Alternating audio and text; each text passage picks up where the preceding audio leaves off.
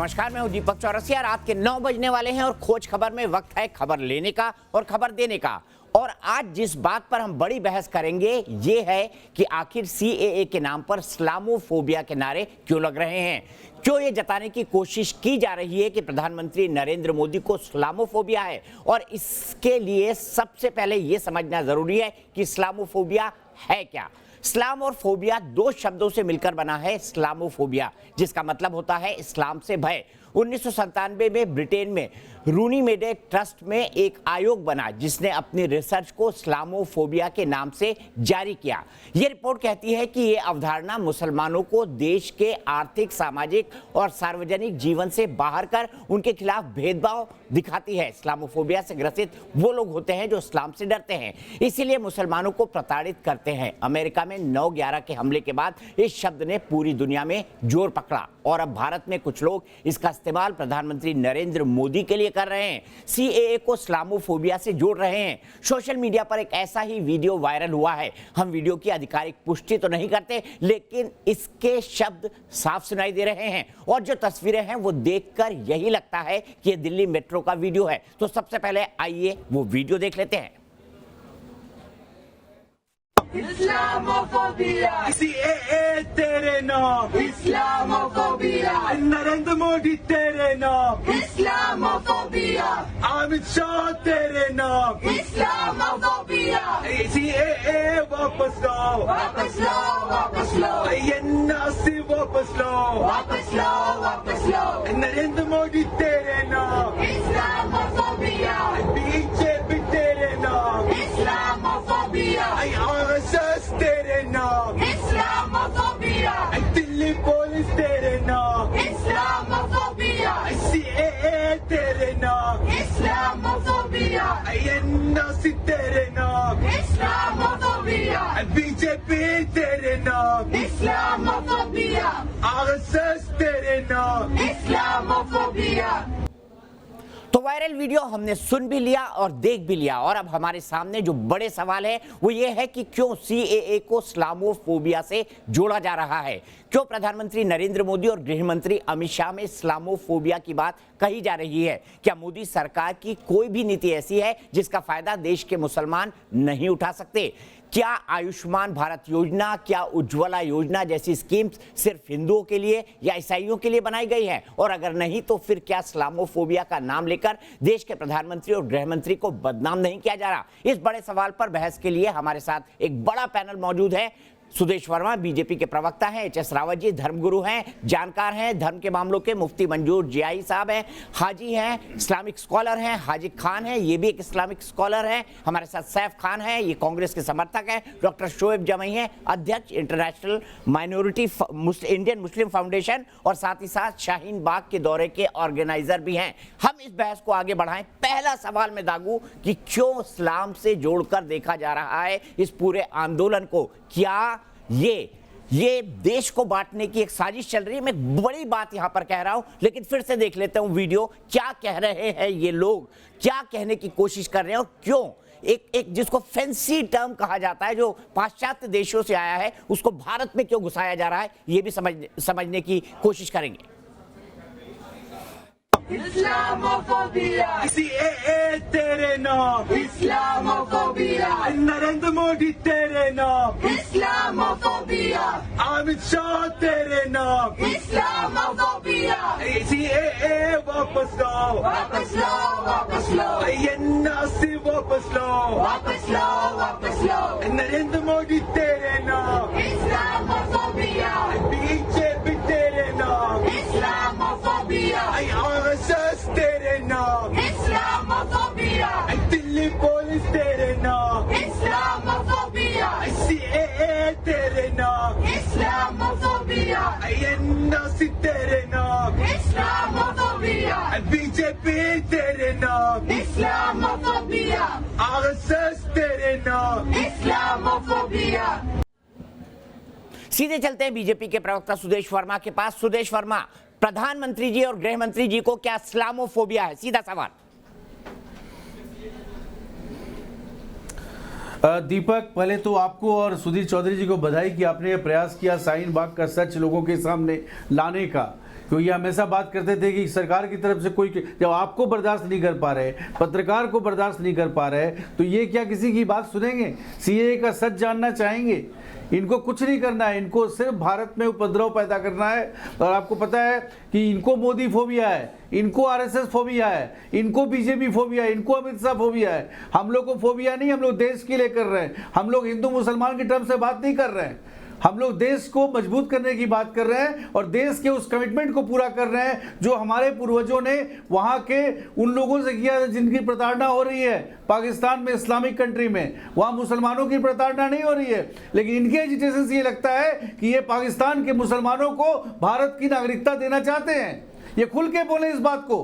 Doctor जमाई बोलेंगे बोल के आप पाकिस्तान के मुसलमानों को भारत की नागरिकता देना चाहते हैं। सुदेश जवाब ले लेते हैं। और क्या इस्लामोफोबिया है या आपको मोदी फोबिया है? नहीं, बिल्कुल नहीं। हमने तो कभी नहीं कहा कि आप पाकिस्तान, बांग्लादेश या अफगानिस्तान से किसी मुसलमान को आप नागरिकता दें या फिर कुछ ऐसा। उसी के लिए तो आंदोलन कर रहे हैं कि इस्लाम मुसलमान शब्द क्यों नहीं है सीए के अंदर। पूरा आंदोलन उसी के लिए। जमाई साहब, देश समझ रहा है इस बात को। यही बात है ना, आप समझते, इसी को इस्लामोफोबिया कहते हैं। This is called the prejudice. Prejudice ये है कि आप खुद से ये मान लेना। अरे पूरे दुनिया में ये फोबिया क्यों हो रहा है?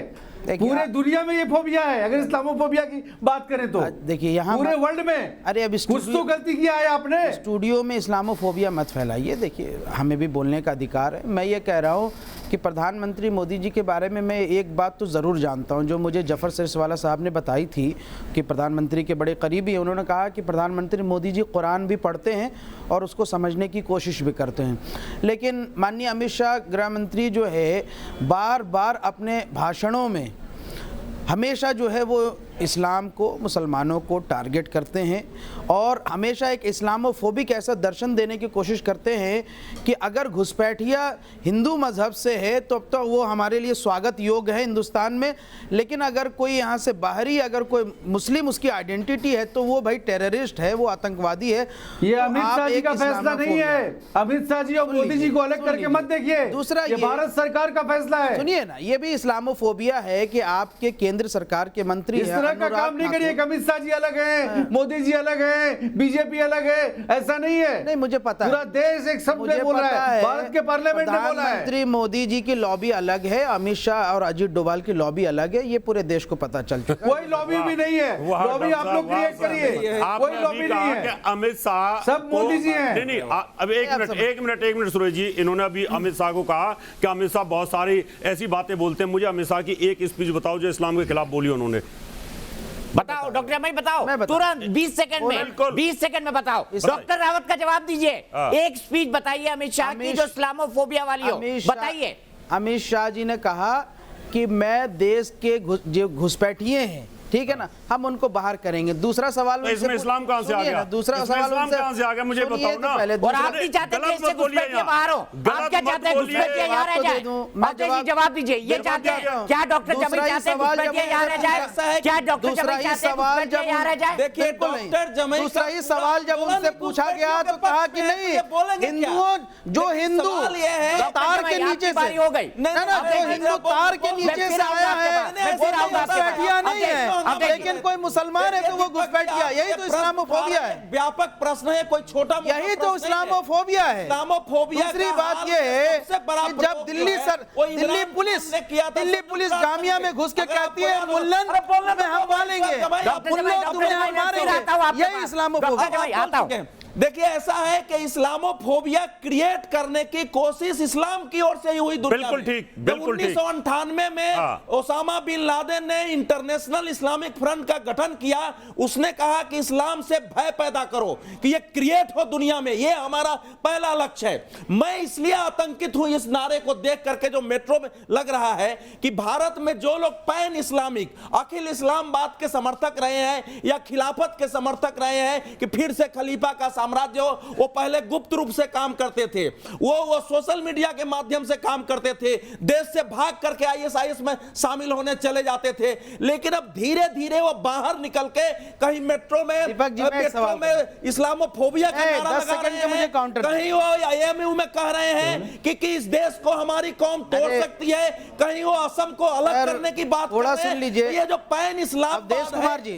अवधेश कुमार जी, एक बात डॉक्टर जवाई सैफ को मौका दीजिए, मैं आपके पास आता हूं, सैफ काउंटर करिए, क्यों ऐसा हो रहा है मुझे बताइए।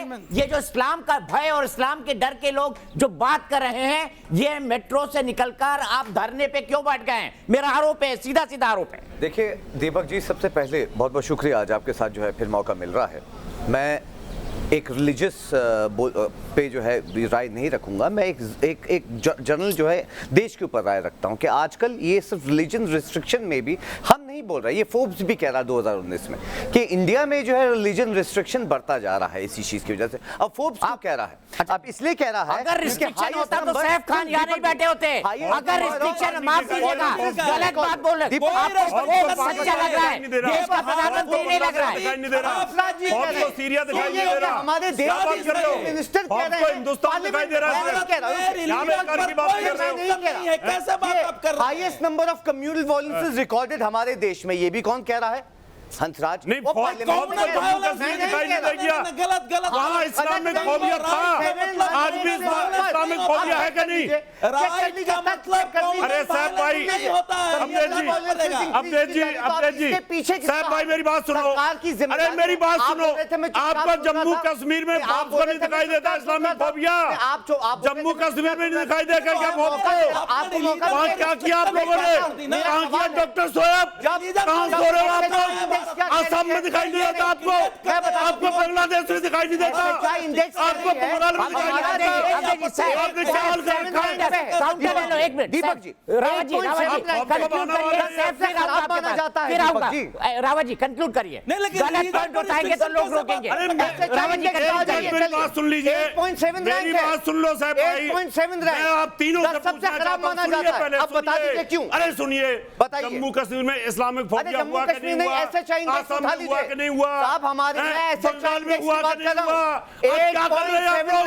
क्यों हो रहा है? इस्लामिक फोबिया है, क्यों हो रहा है? इस्लामिक फोबिया की बात मैं धार्मिक नहीं हूं साहब, और आपने जो शाहीनबाग में किया, मैं कह रहा हूं आप मीडिया के ऊपर ये Islamic phobia lynching highest number of record हो रहे हैं। आप लोग वहां पर लोग रिलीजन रिस्ट्रिक्शन के नाम पे लोग छोड़िए, मैं आ गया, मैं हाजिर खान साहब के पास जाऊंगा। एक मिनट के लिए सुदेश, उसको आप कह रहे हैं कि सबसे ज्यादा आंकड़ा हमारे 8.7 रैंक है। इस देश का राष्ट्रपति मुसलमान रह चुका है, इस देश का उपराष्ट्रपति मुसलमान रह चुका है, इस देश में इस देश में तमाम बड़े पदों पर मुसलमान रह चुका है। दुनिया के दूसरे नंबर की मुस्लिम आबादी भारत के अंदर बसती है। इसको कहते हैं मोदी फोबिया। काउंटर करिए। 2014 के बाद के आंकड़े, जब जम्मू कश्मीर में हुआ था उस समय क्या वो लोग? दीपक जी, दीपक जी, अल्लाह के नाम पर आप भारत के टुकड़े टुकड़े करने की बात करते हैं, इंशाअल्लाह आजादी की बात करते हैं, और शाहीन बाग जो इलीगली आप कहीं बैठे हुए जो आपको अलाउ नहीं है, लाखों लोगों को आप परेशान कर रहे हैं, आप भारत को इंटॉलरेंट बना रहे हैं, आप कॉन्स्टिट्यूशनल मैंडेट के खिलाफ जा रहे हैं, क्योंकि आपको लगता है आपके खिलाफ एक्शन नहीं होगा। आप स्टेट से भी ऊपर हैं, औरतों को और बच्चों को सामने ला रहे हैं। हाँ, ये इस्लाम इजाजत नहीं देता भाई, वहाँ पर और बच्चों की इजाजत नहीं देता। अरे जाइए ना, लाल किला के अरे साहब भाई, अरे साहब और डॉक्टर सोएब सरिया इजाजत नहीं देता आंदोलन करें, ये सरिया नहीं देता इजाजत। आप लोगों को परेशान कर रहे हैं, आप सुदेश को जवाब देना चाहते हैं, खराब कर रहे हैं। सुदेश खान साहब आपका जवाब देना चाहते हैं। खान साहब, जो कुछ हो रहा है, लोग हमसे पूछते हैं क्या सिविल वार हो जाएगा? आपको नहीं लगता दो अल्लाह के नाम पर इस देश में जो रह रहे थे उनके बीच एक बहुत बड़ी बड़ी दरार पैदा की जा रही है इन आंदोलनों के माध्यम से। मैं भारतीय जनता पार्टी के प्रवक्ता साहब से ये बताना चाहता हूं कि देश पहले भी एक था, आज भी एक है। आप उसको तोड़ने की साजिश कर रहे हैं। हम उसका विरोध करते हैं, चाहे वो मुसलमानों की तरफ से किया जाए या भारतीय जनता पार्टी। क्यों बैठे हुए हैं? देश एक है, आपका इलीगल है ये सिचुएशन, आपको पता है। हमारे सारे आप इलीगल काम कर रहे हैं, कल चले आप किसी भी स्ट्रीट पर नहीं बैठ सकते, आप किसी भी स्ट्रीट पर नमाज नहीं पढ़ सकते। आपको पता होना चाहिए भारत का कानून, आपको परमिशन लेना पड़ेगा। हमारे आप भारत के कानून की इज्जत करते हैं क्या बताइए? और मेरे वतन भारत का कानून आपके लिए नहीं है। ये दूरियों की सियासत। आप जाइए रामलीला ग्राउंड में, वेरी गुड, वेरी गुड।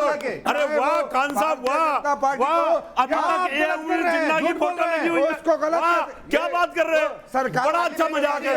अरे अरे हाजी भाई, अभी भी आपको पता है, अभी भी पता है हमारे जिन्ना की फोटो लगी हुई है, सरकार की जिन्ना की फोटो लगी हुई है। क्यों बंद है? मेरी बात का जवाब दो। एक नया शब्द आया है जो सुदेश ने क्यों कहा, जिन्ना की फोटो लगी हुई है? मेरी बात का जवाब दीजिए पहले। उनका कहना है भारत के साथ वो गद्दारी बर्दाश्त नहीं करेंगे। रावत जी, खान साहब, एक मिनट, खान साहब। जो कुछ भी खान साहब कह रहे हैं, हटाएं मैं आपको बता रहा हूं, ये जो कुछ भी मैं आपको बता रहा हूं कि जब जिन्ना ने भारत के साथ हम गद्दारी बर्दाश्त नहीं करेंगे। किया, कॉन्स्टिट्यूशन सबसे ऊपर है, पार्लियामेंट सबसे ऊपर है। कमाल है, मजाक कर रहे हैं साहब। देश के साथ मजाक कर रहे हैं। चीज नहीं मिलेगी, चीज नहीं मिलेगी। पाकिस्तान नहीं करते हैं तो जाइए वहाँ रामलीला टाइम आउट। सुदेश आपने बोल लिया, खान साहब आपने बोल लिया। सैफ जवाब दीजिए 30 सेकंड में, भाषण मत दीजिएगा। पूरा करना चाह रहा हूं। चलिए इनको पूरा कर लेने दीजिए, अवधेश जी को पूरा कर लेने दीजिए। मैं पूरा करना चाह रहा हूं। पहली बात है जो साहब कह रहे थे 2019 में जो सो कॉल मॉब लिंचिंग है उससे 5 लोग मारे गए, उसको आप इतना बड़ा बना दीजिए। 5,000 लोग मारे गए, बिल्कुल गलत। 275 नहीं मारे गए। सुप्रीम कोर्ट ने 10 साल में 38 लोगों को मारने का आंकड़ा दिया है सर। सुप्रीम कोर्ट ने मई 2018 तक 38 लोगों के मारने का आंकड़ा दिया था। दूसरी बात जो मैं मैं पहले इनको करेक्ट करना चाहता हूं। ये हंसराज जो है उन्होंने पार्लियामेंट में बताया था मॉब लिंचिंग और रिलीजन रिस्ट्रिक्शन में 700 से ज्यादा नहीं गलत कोई आंकड़ा ऐसा नहीं दिया है। आप सही बात बना रहे हो। मैं 1 मिनट के लिए आपको रोकूंगा, हाजी साहब को मुंबई से जोड़ूंगा। हाजी साहब, क्या आपको नहीं लगता कि आपके कौम के बड़े तबके को, मैं सबको नहीं कहूंगा, मोदी फोबिया हो गया है, इसीलिए इस्लामोफोबिया के नारे दिल्ली मेट्रो में लग रहे हैं? हाजी साहब बताइए।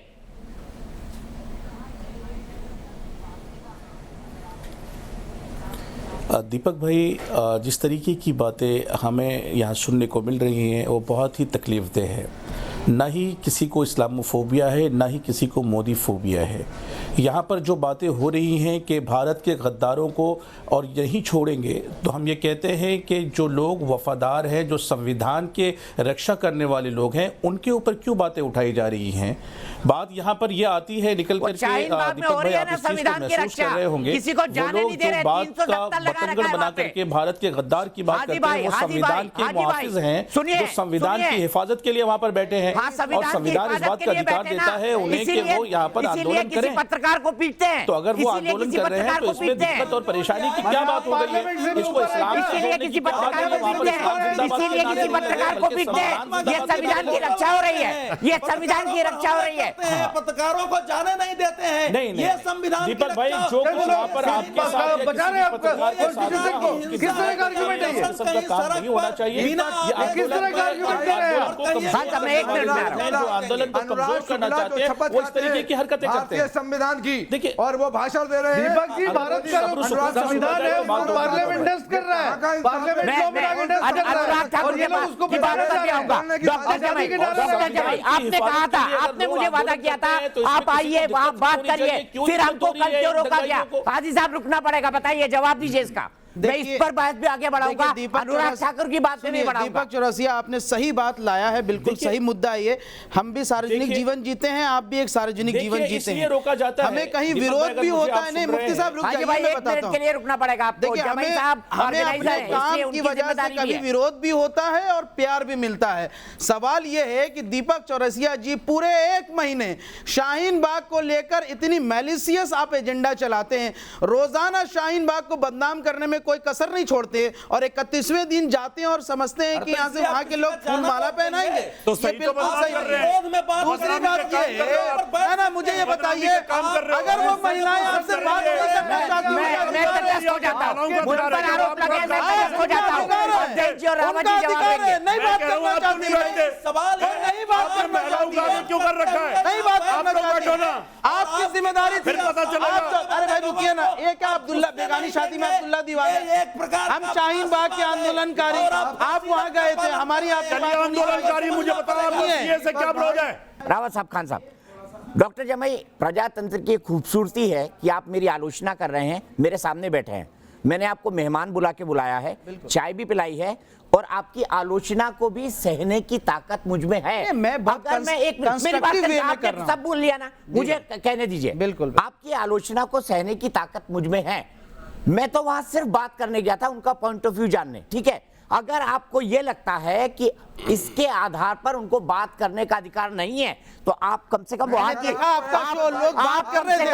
बाउंड्री नहीं बन सकते, आप शाहीन बाग में 370 नहीं लगा सकते, मैंने शो देखा है, शाहीन बाग में कल वहाँ लोग आपसे बात कर